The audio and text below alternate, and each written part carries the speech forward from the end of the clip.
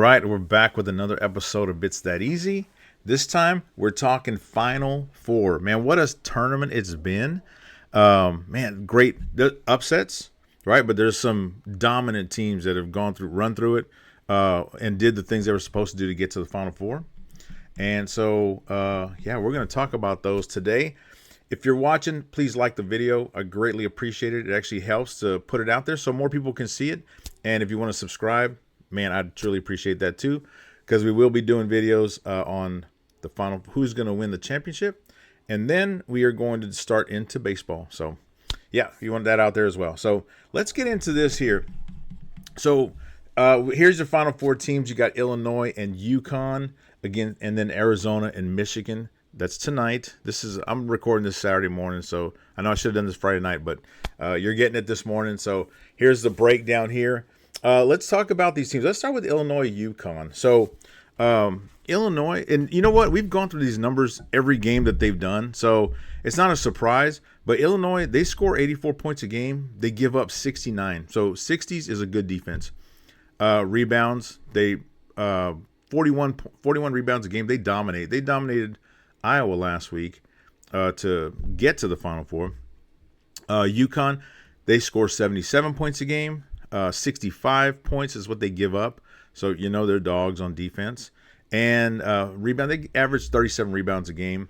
3-pointers, though, right? Illinois beats them in 3-pointers. But here's the thing. Who shot the biggest 3-pointer to get the team into the Final Four, right? And that was UConn. So I wanted to go through just what their road was to get to the Final Four before we give a pick of who we got. So let's start with Illinois.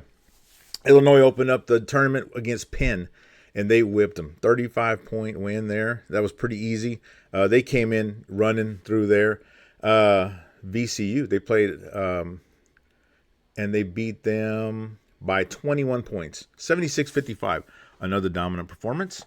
Then they had to play U of H. So they went through those, very simple. Now you're getting to the better teams. They had to play a higher ranked U of H team.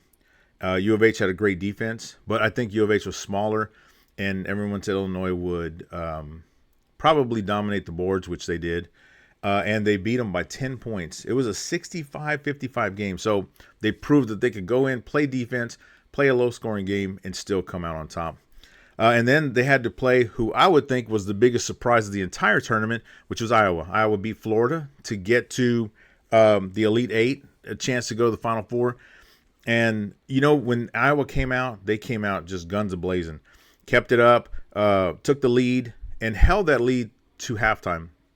Illinois finally got their wits about them, probably got yelled at halftime. Came out, got to tie the game, and then when they tied it, I knew it was over. And they actually beat them by 13 points, but I don't even think it was like it got out of hand, and it could have easily been 23 points that they beat them. So Illinois dominated because we knew that rebounding wise, they're just a big team. So that got Illinois here to play UConn. Let's go through UConn's really quick. So UConn opened with Furman. Like, I couldn't tell you honestly where that college is. I'm sure there's some people out there that can. Probably the 20, 30 people that go to that college. But they beat them by 11 points. So, decent start for a UConn team that was ranked pretty high, when they came into the tournament. Then they play UCLA. That was a tougher team. UCLA is pretty tough, but they beat them by 16 points. It was so, proved that they could beat a better team. But then the test got harder. They played Michigan State. Michigan State, to me, is a tough team. They beat them by 4 points. That was a grinded out game where I thought Michigan State would win, actually. But UConn held on to win that game. And then the biggest game up to now, obviously, they played number 1 Duke. And there had to be an errant pass. We talked about this last time. But Duke threw a terrible pass at the end of the game. But UConn, you know what? I will say they were in the game the whole time. They never gave up. Stole that pass, hit the biggest 3 of the tournament to this point, put them into the Final Four. They beat Duke by 1. So as you can see, like they don't beat teams, they don't blow them out, but they win. And so, yeah, it's going to be tough between these two teams. So I was thinking about it. I said, Illinois obviously can score, can dominate, and UConn is kind of a grinded out team who I don't know if I'd say dominates, but they definitely play their hearts out, and they're definitely proven that they should be in the Final Four. And the line is 1.5 points. So right now the line is Illinois minus 1.5 points. But I got to go with Illinois. So if I'm going to pick, I'm picking Illinois 1.5 points. So they're going to win by 2. But honestly, I feel like at the end of the game, it could get a little out of hand where they may win by 10 to 12 points.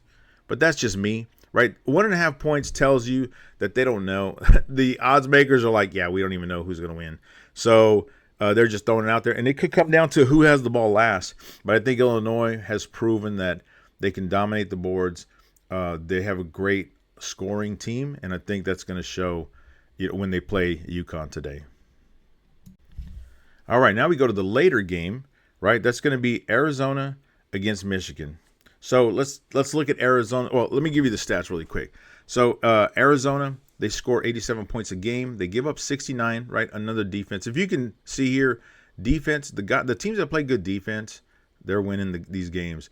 They average 43 rebounds a game. They're pretty good at that. Michigan, they score 88 points a game. They give up 70, which is similar to, actually, it's almost the exact same as Arizona. They average 40 rebounds a game. So they're very similar teams. And let's look at their road to the Final Four. So Michigan opened with Howard. Howard was a play-in team that won. Got into it. Well, it wasn't that good for them because they lost by 21 points to Michigan right off the bat. Then they played a St. Louis team, which I thought was going to do pretty well. Actually, I just thought they would cover. I remember this game, and I think it was an 11 or 12-point difference. And I thought that St. Louis could cover, and it wasn't. They lost Michigan beat them by 23 points. They played Alabama, which I thought Michigan would beat Alabama. Well, after they beat St. Louis, I said, you know what? I need to rethink that. Michigan's a pretty good team. They played Alabama, and they actually beat them by 13 points, and I think it was a little bigger deficit than that, but it was 13 in the end, and I think they were a 9-point favorite, so I actually won that bet. Woohoo! And then Tennessee, I thought Tennessee would do better, and Michigan said, yeah, no, this is not going to be. They actually whipped them worse than they beat Alabama. They won by 33 points. So, that got them to where they are right now, where they're going to play another number 1 seed, Arizona. So let's see how Arizona's road to the Final Four. They played Long Island University, and right out of the gates, they beat them by practically 30 or 40 points. It was 34 points. Utah State, that was going to be a tougher game, but we knew they would beat Utah State. Just by how much? They beat them by 12. So Utah State put up a pretty good fight. Then they played Arkansas. Now Arkansas, to me, was a good team. I think Arizona showed that they are legit as well, and they beat them by 21 points. So that tells you right there how good Arizona is. And then they played a Purdue team that I knew they would beat Purdue, but it actually was a tough game up until probably midway through the second half. They ended up beating them by 15 points, but it was close where Purdue, I think, was winning, part of the game. So that got them to where they're playing Michigan tonight. So we got two teams pretty similar. Arizona, to me, is a good team. Well, no, they're both great teams. But Arizona can be dominant, but it's only a 1.5-point spread. It's Arizona. Let's see. No, it's actually Michigan by 1.5 points. And it's if you watch the women's Final Four yesterday, there was two teams. The two teams that were the underdogs actually went on. They won. They'll be playing for the national championship tomorrow. So it makes me feel weird that I'm going to go with Michigan as well as Illinois to cover the 1.5 points. But I just think that that tells you right there how evenly matched these guys are. And it could come down. I think it will come down to the very end. The Illinois-UConn, I feel like Illinois can break away from UConn. Arizona-Michigan, I think, can come down. Like, that could be a close game to the last seconds of the game. So as of right now, this is what I got here. I got these two teams. So my projected, obviously this is not the finals. My projected finals is Illinois versus Michigan. Obviously that could change tonight whatever it is, I'll put out another show to talk about the national championship game and who's going to win. But as of right now, right, you got me on a recording too. I got Illinois and Michigan playing for the national championship. So if you're watching, please like and subscribe. I'd greatly appreciate that. If you have comments, put them out there as well. I'd love to see who you're picking for the games.